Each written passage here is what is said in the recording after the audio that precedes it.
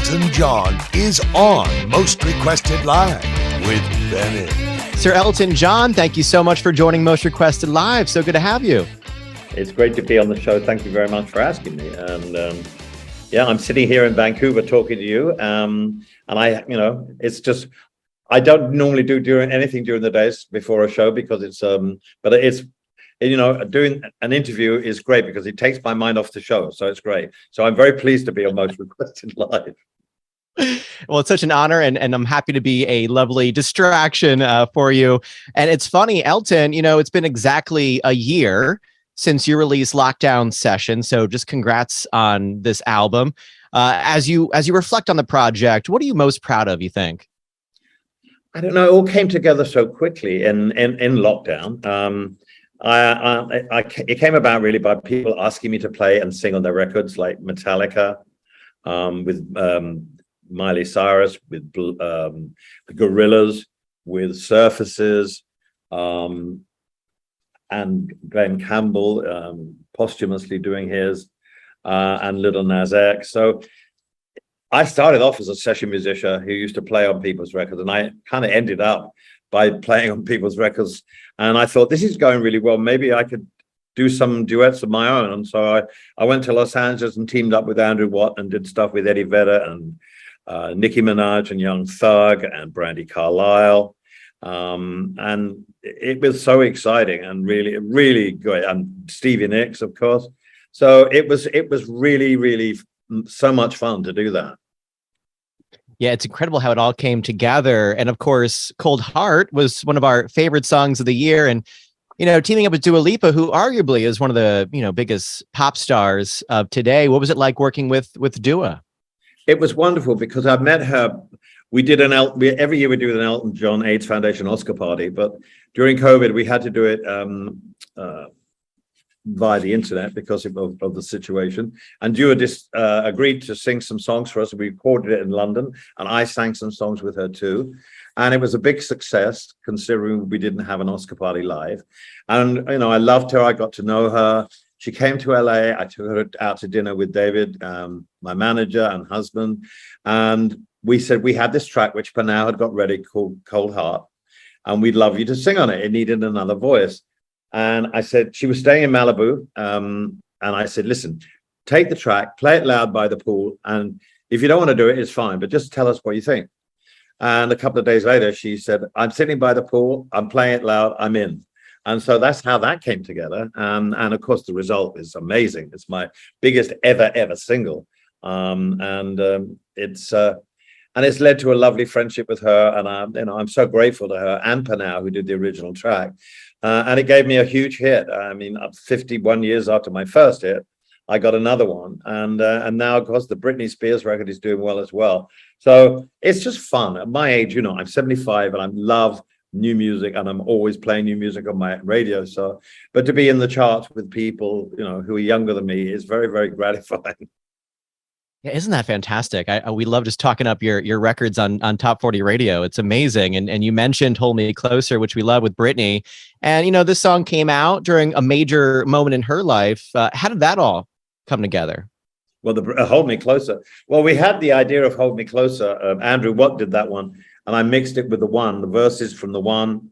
We merged the two songs. And David said to me one day, how about Britney Spears? And I went, it was so left field because I hadn't thought of Britney. And I said, you know what? That's a brilliant, brilliant idea. And we contacted Britney. We sent her the song and she went in the studio with Andrew in Los Angeles. I was in England at the time and she did it and she was brilliant. And that's how that came about. And I'm so pleased because, all I wanted for Britney was to her to feel the love from the fans and the people. She'd been away for so long, since 2016, making a record. And she's been through so much trauma and so much horror and agony that I wanted her to have a little bit of niceness in her life and, get back in the charts. And it did. And I'm so thrilled for her because, she sang so brilliantly in the studio. She's lost none of her voice. But I'm just, the result was thrilling for me, for her, I do. And I just love how you are just no stranger to helping out other artists, whether it's mentoring them, during a rough patch. I know you've navigated, Eminem through sobriety. Just recently, we heard Charlie Puth's, you mentored him, during his career. What inspired you to want to be, Uncle Elton, so to speak? Was there a high profile person like that for you? I do a radio show every week for Apple, and I get to play new music. I get sent new music every month, and there's a lot of great stuff there that doesn't get on mainstream radio. And so, if I like it, I usually have the artist on the show and speak to them for 10 minutes. For example, Gabriel's were two years ago. Now they're opening up for Harry Styles. Rina Sawayama was another one. It's just not new music really inspires me, and new artists inspire me because I know all the old stuff. The old stuff is wonderful, but the new artists inspire me, especially when I hear something that's really, really good. So for me, it keeps me current. I love it. It keeps me excited. And it keeps me young. And I look forward to doing the radio shows every month. I do 4 a month, 1 a week. And so, it keeps me on my toes. And I just love becoming friends with all these young artists. It's great. It really is inspiring for me. The energy you get from them is so fantastic. Yeah, I've seen a few of your shows that you speak of. I saw the one you did with Steven Sanchez. I think it's great. And I was actually curious, if there was a particular song or songs of, recent times that you were like, man, I wish I wrote that song. Is there a song that kind of sticks out? Absolutely. Gabriel's Love and Hate in a Different Time. Steven Sanchez, the song that's so popular now. And yeah, it's when you hear something that you like, Bad Habits by Ed Sheeran, it's an amazing song, an amazing record. So yeah, there's plenty of songs out there that I wish I'd have written.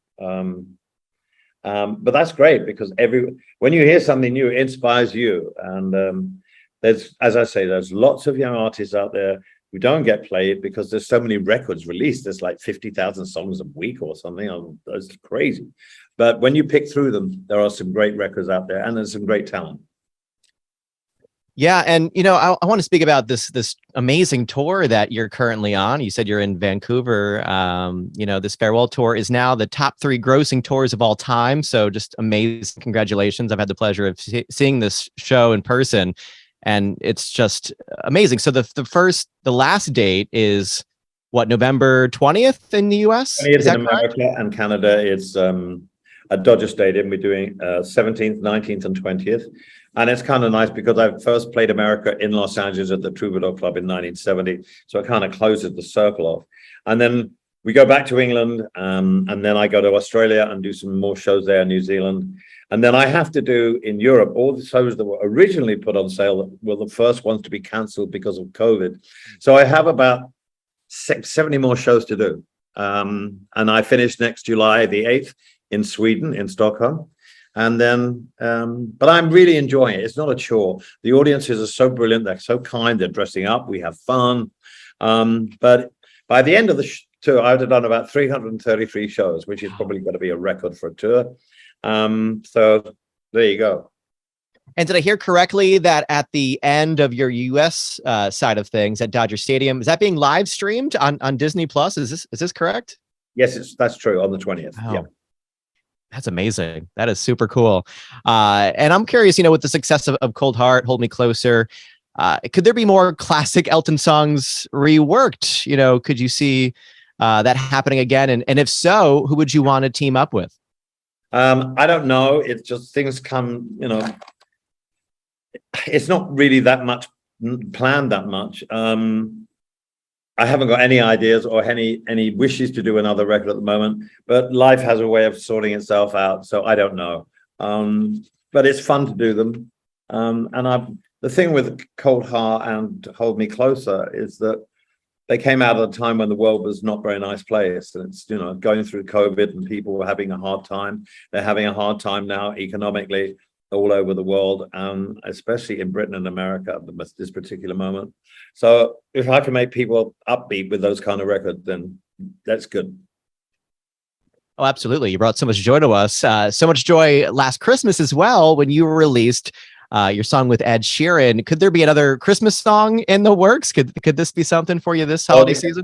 Ed and I have got another 2 songs that we did. So I don't know whether he's going to release them, but they're both really good. So I just talked to him, but I forgot to ask him. So we don't know, but I know that every year in Britain, that Christmas and in America, radio is taken over by Christmas records.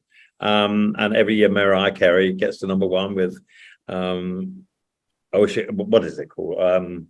What's the Mariah Carey song called? All I Want for Christmas Is You, right? All I Want for probably one of the best songs for Christmas ever written. And so, you know, I have an old song called Step Into Christmas, which goes top 10 every year. And so Ed and I wanted to do something last year. He came down to my house. We wrote 3 songs. So you never know, well, there might be a different one coming out this year. Well, we need to get Ed on the phone and confirm this. We need some answers. This is Have to ask him. Sir Elton John, what a pleasure it's been to have you on the show, and thank you so much for taking some time out of your busy schedule. I know you're in the green room getting all set to perform in Vancouver, so we just can't thank you enough for the time and all this great music this past year, and we wish you nothing but the best. Thank you so much for having me on the show. Thank you. Have a great night.